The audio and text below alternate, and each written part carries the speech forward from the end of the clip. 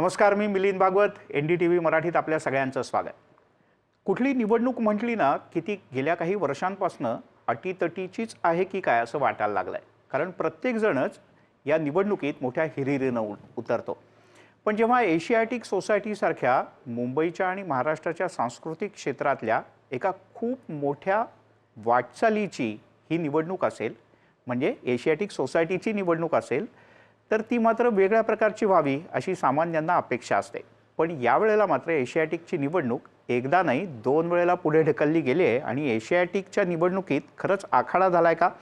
आपल्यासोबत विनय सहस्रबुद्धे सर आहेत, माजी खासदार. सर, स्वागत आहे आपलं. माझा पहिला थेट प्रश्न तुम्हाला असा आहे की म्हणजे निवडणूक लागली तेव्हापासून एशियाटिकच्या मागे वादाचं शुक्लकाष्ट लागलंय आणि आता इजा झाला बीजा झाला, आता तिजा नाही ना होणार निवडणूक पुढे ढकलण्याचा. आपण प्रार्थना करूया की तिजा होणार नाही. पण या सगळ्या घटनाक्रमाच्या केंद्रामध्ये काय आहे तर एशियाटिकचं जे आत्ताचं प्रशासन आहे त्या प्रशासनाची अक्षमता, म्हणजे याद्या नीट करण्याचा विषय असू दे किंवा केंद्राकडून मिळालेलं अनुदान ज्या कारणाकरता मिळाले त्याच कारणाकरता जी आर्थिक शिस्त आहे त्यानुसार वापरण्याचा मुद्दा असू दे, किंवा एवढा मोठा मौल्यवान ग्रंथसंग्रह ज्या एशियाटिक सोसायटीकडे आहे त्यातलं एकही पुस्तक गहाळ होणार नाही याची खबरदारी घेण्याचा विषय असू दे, या सगळ्या आघाड्यांवर दुर्दैवाने सांगायला मला अतिशय वेदना होतात, पण एशियाटिकचं प्रशासन पूर्णपणे विफल झालं आहे. आणि तसं ते होऊ नये, त्यांना संसाधनं मिळावीत याकरता प्रयत्न झाले नाहीत असं नाही. मी स्वतः 12 वर्षांपूर्वी एशियाटिक सोसायटीचा उपाध्यक्ष होतो, ज्यावेळी माजी सनदी अधिकारी BG काळे हे संस्थेचे अध्यक्ष होते. अरुण टिकेकरे आमच्याबरोबर आमचे मार्गदर्शक होते एक प्रकारे.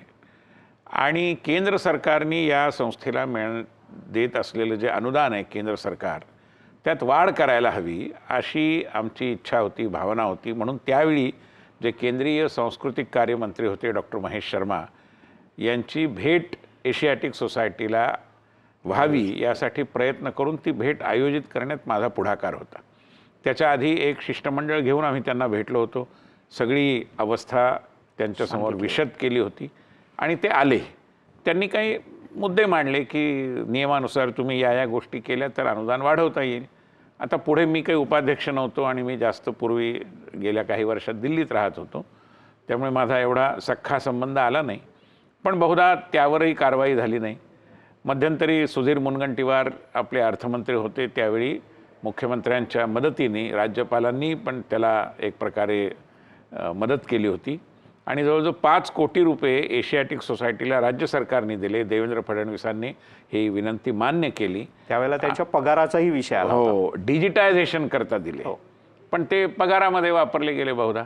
त्यामुळे या प्रकारच्या सगळ्या गोंधळावर एकच उतारा होता की संस्थेची धुरा सक्षमपणे वाहून पुढे नेतील, संस्थेची जी अकॅडमिक शिस्त आहे, आर्थिक शिस्त आहे त्याचं पालन होईल आणि संस्थेच्या नावलौकिकात आणखी भर टाकली जाईल असं नेतृत्व एशियाटिकला मिळणं, त्याकरता आम्ही प्रयत्न करत होतो की लोकांनी आम्हाला समर्थन द्यावं. आत्ताचं जे एशियाटिकचं नेतृत्व आहे तर त्यांचं नाव घेऊन आपल्याला काही अपयश सांगता येईल की हे यांचं अपयश आहे आणि म्हणून दुर्दैवी वेळ एशियाटिकवर आली, किंवा त्यांनी काय घोळ घातले असा तुमचा आरोप आहे? नाही, हे जे मी मुद्दे म्हटले ना की पुस्तकं गहाळ होऊ दिली किंवा झाली त्यांच्या कारकिर्दीमध्ये, किंवा निधी ज्या म्हणजे इन्कम टॅक्सनी काही कोटी रुपयांच्या वसुलीची नोटीस पाठवावी, कदाचित इन्कम टॅक्सची काही गफलत झाली असेल, पण अशी परिस्थिती येते याचं कारण आर्थिक शिस्तीचं पालन होत नाही म्हणून येते.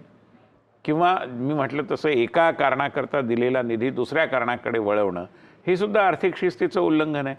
तिसरा महत्त्वाचा भाग म्हणजे मुंबईसारख्या मोठ्या शहरात जी देशाची आर्थिक राजधानी आहे तिथे कॉर्पोरेट सोशल रिस्पॉन्सिबिलिटीचा निधी आपल्याला मिळावा याकरता प्रयत्न करणं सगळंच अवघड असतं, पण इतकंही अवघड नाही की ते सफल होऊ नये. जी संस्था 1804 मध्ये स्थापन झाली, जिला आज एवढा मोठा 222 वर्षांचा इतिहास आहे, त्या संस्थेला अशी वेळ येण्याचं काही कारण नाही. खरं म्हणजे मुख्यमंत्री, राज्य सरकार, केंद्र सरकार, खाजगी धनदाते सगळ्यांना आवाहन करतात. कोणामुळे अशी वेळ आली म्हणजे आपण जबाबदारी आपल्याला निश्चित करता येईल? मी असं म्हणेन की सध्याचं जे काही प्रशासन आहे सध्याच्या, म्हणजे माणसं चांगली आहेत का नाही, ती चांगली आहेत, पण चांगलं असणं पुरेसं नाही ना, क्षमतावान असणं आवश्यक आहे. त्याकरता ज्याला आपण इंग्रजीत प्रोॲक्टिव्हली म्हणतो तसा इनिशिएटिव्ह घेऊन, पुढाकार घेऊन काहीतरी करण्याची गरज असते. संपर्क वाढवावा लागतो, सगळ्यांना बरोबर घ्यावं लागतं. आता साध्या गोष्टी आम्ही 2 सुचवल्या आहेत. त्यातला दुसरा विषय अधिक गंभीर आहे, त्याच्याकडे मी येतो. पण एशियाटिक ही केवळ दक्षिण मुंबई, त्याला सोबो म्हटलं जातं, त्यांच्यापुरती राहावी का? ती पूर्ण मुंबईची एशियाटिक सोसायटी आहे ना. मग मुंबई जर आज उत्तरेला विस्तारली असेल तर एशियाटिकने देखील मुलुंडला जावं, ठाण्याला जावं, वसईला जावं, भाईंदरला जावं, काय हरकत आहे? सगळेच कसे तिथे येतील? आजकाल लोक तेवढा प्रवासही करत नाहीत. दुसरा महत्त्वाचा मुद्दा, एशियाटिक हे ज्ञानमंदिर आहे. ज्ञानमंदिरात वैचारिक रातांधळेपणा हा किती चुकीचा आहे. पण दुर्दैवाने एकाने आमच्या माहितीतल्या कार्यकर्त्यांनी हिंदुत्वावर संशोधन करण्याकरता एशियाटिक सोसायटीकडे अर्ज दाखल केला. तर हिंदुत्व हा संशोधनाचा विषयच होऊ शकत नाही असं म्हणून तो नाकारला गेला. म्हणजे ही जी वैचारिक अस्पृश्यता आहे, ही जी एक प्रकारे भौगोलिकदृष्ट्या संकुचित राहण्याची जी प्रवृत्ती आहे, ह्याच्यात बदल करता आला असता. पण मग ही निवडणूक हिंदुत्ववादी विरुद्ध डावे कम्युनिस्ट अशा प्रकारची आहे असं आमची धारणा नाही. आणि आम्हाला तर कुठलंही राजकारण याच्यात आणायचं नाही आहे. म्हणजे मी भारतीय जनता पार्टीचा कार्यकर्ता हे जरी खरं असलं तरी मी एशियाटिक सोसायटीशी गेली अनेक वर्ष संबंधित आहे. पूर्वी मी उपाध्यक्ष होतो. मी देखील छोटा मोठा का होईना पण वाचन लेखन व्यवहार करतो, संशोधन माझ्या मगदुराप्रमाणे करत असतो. त्यामुळे त्याला विचारधारेचा स्पर्श व्हावा असं आम्हाला वाटत नाही. पण याचा अर्थ असा नाही की आमच्या विचारधारेला कोणीही अस्पृश्य मानावं आणि तरी आम्ही ते सहन करावं. बरं, जेव्हा पहिल्यांदा निवडणूक लागली तेव्हापासून ही निवडणूक वादात याच्याकरता सापडली आहे की सदस्य कोण, तर ते सदस्य नोंदणीपासनं, मतदार नोंदणीपासनं अनेक गैरव्यवहार झाले, ज्याच्यातले काही दाखले तुम्ही वेळोवेळच्या काही पूर्वीच्या पत्रकार परिषदांमधनंही दिले होते. तर तुम्ही आजही त्या आरोपांवर ठाम आहात का? आता मतदारच अजून निश्चित होत नाहीये की मतदान करणार कोण, वार्षिक सदस्य, आजीवन सदस्य का कोण? नाही, हे सगळेच सदस्य मतदान करतात कायद्यानुसार, संस्थेचे जे परिनियम आहेत त्यानुसार. पण आता धर्मादाय आयुक्तांनी परवा जो निवाडा दिला आहे त्यात त्यांनी हे म्हटलंच आहे की ज्या छाननी समितीच्या बैठका झाल्या त्यांचे जे सभेचा इतिवृत्तांत असतो त्याला मंजुरी घेतलेली नाही आणि ज्या समितीची मुदत संपलेली आहे त्याला तुम्ही काम करू दिलं. हे सगळंच अग्राह्य आहे. आणि त्यामुळे जो आमचा पहिल्यापासून आमचा मुद्दा होता की आत्तापर्यंत एशियाटिकच्या इतिहासात मी ज्यावेळी उपाध्यक्ष होतो त्यावेळी आम्ही हे बघितलं की जी वार्षिक सर्वसाधारण सभा ॲन्युअल जनरल मीटिंग असते त्याचवेळी निवडणूक होते. आपल्यापैकी अनेक जण हाऊसिंग सोसायटीत राहतात, तिथेही निवडणूक त्याचवेळी होते. पण यांनी यावेळी मतदार याद्यांचं नवीनीकरण झालेलं नाही असा मुद्दा सांगून ती निवडणूक लांबणीवर टाकली. 2 वेगळ्या फारकती केल्या एक प्रकारे, हरकत नाही. पण मग तुम्ही निवडणूक प्रक्रिया सुरू झाल्यानंतर मतदार याद्यांमध्ये भर कशी घालू देता? आज ते काम अव्याहतपणे सुरू होतं, ज्याला आमचा आक्षेप आहे. कारण मतदार यादी ठरली की मगच निवडणूक जाहीर होऊ शकते ना, कारण त्या मतदारांपैकीच कोणीतरी उमेदवार होऊ शकतो. तुम्ही आपलं निरंतर मतदार यादीत भर घालत गेलात, खोगीर भरती. आणि आमचा स्पष्ट आरोप आहे, कारण आमच्याकडे पुरावे आहेत की एका राजकीय पक्षाच्या कार्यकर्त्याकडून कार्यालयामधून त्यांच्या निधीतून जवळजवळ 55 जणांचं शुल्क भरलं गेलं. याचा पुरावा आम्ही एशियाटिककडे सादर केला. त्यांचं सदस्यत्व रद्द व्हायला हवं. हे राजकीयकरण आहे.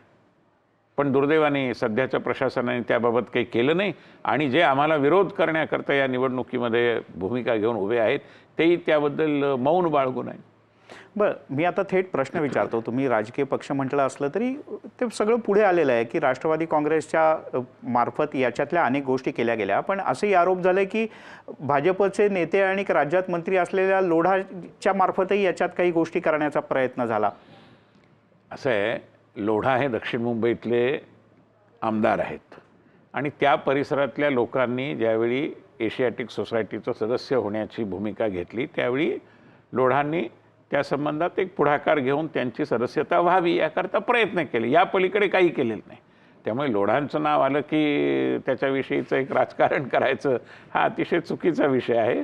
त्याच्यात लोढांची काही भूमिका नाही. लोढा हे निवडून आलेले जनप्रतिनिधी आहेत, गेली अनेक वर्ष ते मंत्री पण आहेत आणि त्यामुळे त्यांचं नाव पुढे करून काहीतरी त्याला भाषिक किंवा अन्य कोणता तरी रंग देण्याचा जर प्रयत्न असेल तर तो अत्यंत चुकीचा आहे. बरं, आता याच्यात राष्ट्रवादी काँग्रेसची पडद्यामागची भूमिका तुम्ही अधोरेखित करू इच्छिता, तुम्ही त्यावर टीका करता, तुम्हाला असं वाटतं की पक्ष म्हणून यापासून दूर राहिलं पाहिजे? निश्चितपणे दूर राहिलं पाहिजे. म्हणजे मी राष्ट्रवादी काँग्रेसचं नाव घेतलं नाही, एक सौजन्य म्हणून घेतलं नाही, कारण मला पक्षबाजी करण्याची माझी इच्छा नाही. पण तुम्ही घेतलंच आहे, त्यामुळे ती वस्तुस्थितीच आहे की त्यांच्या कार्यालयातून हे पैसे भरले गेले. आणि राष्ट्रवादी काँग्रेसलाही हा मोह आहे, त्यांच्यातही गटतट आहेत. त्यातल्या एका गटाला वाटतं की अमुक एक सेंटर आमचं आहे, तर मग आता एशियाटिक सोसायटी दुसऱ्या गटाला वाटतं की ती आपल्या ताब्यात असायला हवी. त्यामुळे ह्याच्याही मागे एक राजकारण आहे, ह्याच्याही मागे एक स्वामित्व भाव मिळवण्याची कुठली तरी अहममिका आहे. पण मग आता ही एक एशियाटिक सारखी चांगली संस्था ती चांगल्या पद्धतीनं चालायची असेल तर आता त्याच्यावर प्रशासक लावला पाहिजे का एका त्रयस्थ कुठल्या तरी बॉडी मार्फत, किंवा कारण याच्यात अंतिमता निवडणूक होणार कशी? कारण मी सुरुवातीलाच म्हटलं इजा बिजा तिजा व्हायला नको. नाही, असं चांगल्या होणार संस्थेत. नाही. याचं कारण एशियाटिक सोसायटीच्या गैरव्यवहारांच्या संदर्भात ज्या गोष्टी आम्ही वारंवार बोलून दाखवत होतो, चॅरिटी कमिशनरकडे देखील या संबंधातले काही तक्रार अर्ज केले होते, त्यावर त्यांनी काही कारवाई केली, ज्याला दुर्दैवाने न्यायालयाने स्थगिती दिली. ही घटना ऑक्टोबरच्या अखेरीसची आहे, हो. ज्यामुळे 8 नोव्हेंबरची निवडणूक पुढे ढकलली गेली. आणि ती होत असताना एशियाटिक सोसायटीबद्दलचा एक प्रश्न राज्याच्या विधिमंडळात विचारला गेला. त्या निमित्ताने एशियाटिक सोसायटीची अधिक तळापासून मूलभूत अशा मुद्द्यांवरती चौकशी झाली. त्यातनं एखादी जखम झालेलं भराभरा रक्त यावं तशा इतक्या गोष्टी बाहेर आल्या की धर्मादाय आयुक्तांना निवडणुका स्थगित करण्यावाचून दुसरा पर्यायच राहिला नाही. कारण जर त्या निवडणुका झाल्या असत्या तर उद्या त्या निवडणुकांना आव्हान दिलं गेलं असतं. कारण सदोष मतदार याद्या, कारण घाऊकरित्या झालेले मतदार, कारण इतिवृत्तांत मंजूर न करून घेतले गेलेले निर्णय, अशी अनेक कारणं होती. त्यामुळे आता तुमच्या प्रश्नाचं उत्तर देतो की धर्मादाय आयुक्तांनी जो निवाडा दिला आहे, माझ्या मते तो अत्यंत उचित आहे. त्यात त्यांनी ही कार्यपद्धती सांगितली आणि आत्ताचं जे मंडळ आहे एक प्रकारे ते बरखास्त झालं आहे. आणि आता धर्मादाय आयुक्तांच्या कार्यालयातले एक ज्येष्ठ यांच्या नेतृत्वाखाली 5 जणांची समिती हे काम करते आहे. त्या 5 जणांमधले 2 उमेदवार असल्यामुळे त्यांना मतदार याद्यांच्या कामापासून दूर ठेवण्यात यावं असाही स्पष्ट निर्देश आहे. आणि मतदार याद्यांसाठी आधारभूत तारीख ही 27 सप्टेंबर, ज्याचा आम्हीच आग्रह धरत होतो. कारण कोणी तर्कशुद्ध विचार करणारा तोच आग्रह धरेल, तो आम्ही धरत होतो. त्यामुळे त्याच्या आधारे माझी खात्री की मतदार याद्यांचं एक प्रकारे परीक्षण होईल, शुद्धीकरण होईल आणि त्यातनं नियमानुसार जे मतदार आहेत त्या दिवशी त्यांना मतदानाचा हक्क मिळेल. तुम्ही एका विचारधारेतले एक मोठे नेते आहात, तसं तुमच्या या निवडणुकीतले विरोधक आणि दुसऱ्या विचारधारेतले एक नेते, तेही माजी खासदार आहेत राज्यसभेतले योगायोगानं, कुमार केतकर यांनी असा आरोप केला आहे की धर्मादाय आयुक्तांनी जो निकाल दिला त्याच्या पाठीमागे सुद्धा षडयंत्र आहे, किंवा एकूणच ही निवडणूक पुन्हा बरखास्त करणं याच्या पाठीमागे सुद्धा षडयंत्र आहे. असे जे आमचे आरोप सध्याच्या मंडळावर आहेत आणि त्या मंडळाचे एक माननीय सदस्य श्रीमान कुमार केतकर हे देखील आहेत, त्या आरोपांचं काही उत्तर नाही. म्हणजे ही घुसखोरी कशी झाली, घाऊकरित्या सदस्य कसं करून घेतलं गेलं, आणि जे आरोप काय जे सिद्ध केलं आहे आज धर्मादाय आयुक्तांनी की तुम्ही ही मीटिंग घेतली, त्याचे इतिवृत्त मंजूर न करून घेता तुम्ही पुढे गेलात. आता इतिवृत्त मंजूर करून घेणं हे कायद्याचं प्राथमिक ज्ञान असलेल्यालाही कळेल, पण तसं झालं नाही. म्हणजे कायद्याचं वारंवार झालेलं आणि विविध प्रकारे झालेलं उल्लंघन याच्याकडे दुर्लक्ष करून निवडणूक कशी होऊ शकली असती. आणि समजा ती होऊ शकली असती आणि कल्पना करा कुणी निवडून आलं असतं तर त्याला आव्हान दिलं गेलं नसतं असं वाटतं आपल्याला. म्हणजे हा किती पोरखेळ झाला असता. एखाद्या संस्था जीवनाला कशा पद्धतीने म्हणजे आपण जोपासतो किंवा त्याची हानी करतो त्याचं हे उदाहरण आहे. आणि त्यामुळे धर्मादाय आयुक्तांनी उशिरा का होईना पण या विषयात योग्य समंजस सुज्ञ भूमिका घेतली, कायद्याचं पालन करण्याचा कठोर आग्रह धरला आणि त्यामुळे माझ्या अशी खात्री आहे की आता गाडं सुरळीत होईल. बरं, आता जे मतदार अंतिमतः या एशियाटिक सोसायटीच्या निवडणुकीत मतदान करणार आहेत त्यांनी अशा कुठल्या 5 मुद्द्यांच्याकरता मतदान करावं जेणेकरून ही 200 वर्षांपेक्षा जास्त वारसा असलेली ही संस्था उत्तम पद्धतीने चालेल? खरं तर ती अधिक विस्तारली पाहिजे पण किमान उत्तम पद्धतीने चालेल. तर असे काय 5 मुद्दे आहेत? पहिला मुद्दा हा की संस्थेची आर्थिक शिस्त लावणं, संस्थेच्या व्यवस्थापनात अधिक चोख अशा पद्धतीची कार्यक्षमता निर्माण करणं जेणेकरून पुस्तकं गहाळ होणं वगैरे असे विषय होणार नाहीत. आज तिथे अत्यंत दुर्मिळ असे दस्तावेज आहेत त्याचं वैज्ञानिक पद्धतीने जतन आणि जोपासना होईल याची काळजी घेणं, त्याकरता खाजगी देणगीदारांकडचा निधी मोठ्या प्रमाणात एक प्रकारची मोहीम उघडून मिळवावा लागेल. ती मिळवण्याची हिंमत, क्षमता आणि इच्छाशक्ती असलेल्यांना निवडून दिलं जाणं हे होण्याची गरज आहे. मी म्हटलं तसं एशियाटिकचा कार्यविस्तार होण्याची गरज आहे. नवीन नवीन विषय त्यांच्याकडे आले पाहिजेत. नव्या नव्या क्षेत्रात म्हणजे भौगोलिकदृष्ट्या देखील उपनगरात एशियाटिक सोसायटीचा प्रवेश झाला पाहिजे. एशियाटिकचं काम एशियाटिक ब्रिटिश काळातली आहे, याचा अर्थ ब्रिटिश भाषेतच व्हावं असं कोणी सांगितलं? एशियाटिकचं काम आपल्या देशी भाषांमध्ये होऊ शकतं. हिंदीमध्ये, मराठीमध्ये, गुजरातीत समजा कोणाला बोलायचं असेल, काही करायचं असेल तर काही परवानगी न मिळण्याचं काही कारण नाही. मराठी भाषेची सेवा करणाऱ्या दुर्गाबाईंनी तिथे काम केलेलं आहे. मराठीतही काही उत्तम कार्यक्रम होऊ शकतात. त्यामुळे ते होणं.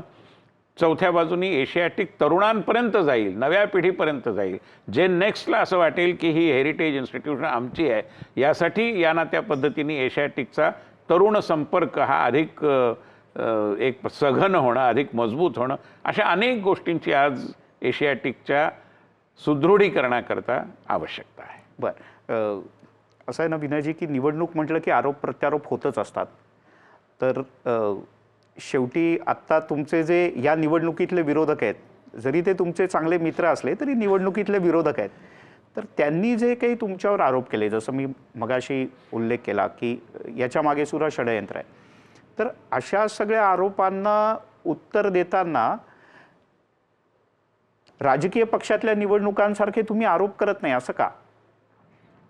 एकतर आम्हाला असं वाटतं की अशा संस्था या राजकारणाचा आखाडा होऊ नयेत, अशी माझी व्यक्तिगत आणि माझ्याबरोबर जे सहकारी काम करतात आमची सगळ्यांची प्रामाणिक इच्छा आहे. कारण माझ्याबरोबर निवडणुकीच्या रिंगणात आलेले हे राजकीय कार्यकर्ते नाही आहेत, ते संशोधक आहेत आपापल्या क्षेत्रातले. मुंबई विद्यापीठाचे माजी कुलगुरू आहेत, TIFRशी संबंधित एक वैज्ञानिक आहेत, अभिनेते आणि स्वतःच्या अध्ययनाकरता प्रसिद्ध असलेले चंद्रप्रकाश द्विवेदी आहेत. त्यामुळे अशी नामवंत मंडळी आहेत ज्यांना संस्थेच्या उत्कर्षामध्ये, हितामध्ये एक रुची आहे, स्वारस्य आहे. आणि त्यामुळे आम्हाला नाही वाटत की हा पक्षीय राजकारणाचा आखाडा व्हावा. म्हणून कुमार केतकरांच्याबद्दल मतभेद असले, त्यांचं म्हणणं निखालस चुकीचं आहे हे मी सिद्ध करून दाखवू शकत असलो तरी देखील मी व्यक्तिगत आरोपबाजीपासून स्वतःला दूर ठेवतो. मी सौजन्यपूर्वक एवढंच म्हणेन की त्यांनी उगाचच साप म्हणून भुईत थोपण्याचा प्रकार करू नये. चॅरिटी कमिशनरनी सगळे दोष दाखवून दिलेले आहेत आणि त्या दोषांच्या वरती पांघरून न घालता ही निवडणूक व्हायची असेल तर मतदार याद्यांचं शुद्धीकरण व्हायला पाहिजे, नियमांचं पालन व्हायला पाहिजे, याचा आग्रह धरला आहे. यात धर्मादाय आयुक्तांची चूक काय आहे? आणि ती चूक असती तर उच्च न्यायालयात या विषयाला एक प्रकारे स्टे मिळाला असता, स्थगिती मिळाली असती. ती द्यायला उच्च न्यायालयाने नकार दिलेला आहे. हे माझ्या विरोधक मंडळींनी लक्षात घ्या. तेव्हा विनयजी खूप खूप धन्यवाद. अपेक्षा करूयात की 200 वर्षांचा सांस्कृतिक वारसा असलेल्या, या वैचारिक वारसा असलेल्या या एशियाटिक सोसायटीची निवडणूक यावेळेला मात्र व्यवस्थित पार पडेल, जेणेकरून हा वारसा जतन करणं, तो वृद्धिंगत होणं यासाठी आपल्याला सगळ्यांनाच उपयोग होईल. तुम्ही वेळ दिलात NDTV मराठीला, यासाठी खूप खूप धन्यवाद. नमस्कार, धन्यवाद. तेव्हा अशा प्रकारच्या सर्व व्हिडिओजसाठी marathi.ndtv.com या आमच्या वेबसाईटला लॉग ऑन करा. फेसबुक, ट्विटर आणि यूट्यूबवर आम्हाला लाईक, शेअर आणि सबस्क्राईब करायला विसरू नका.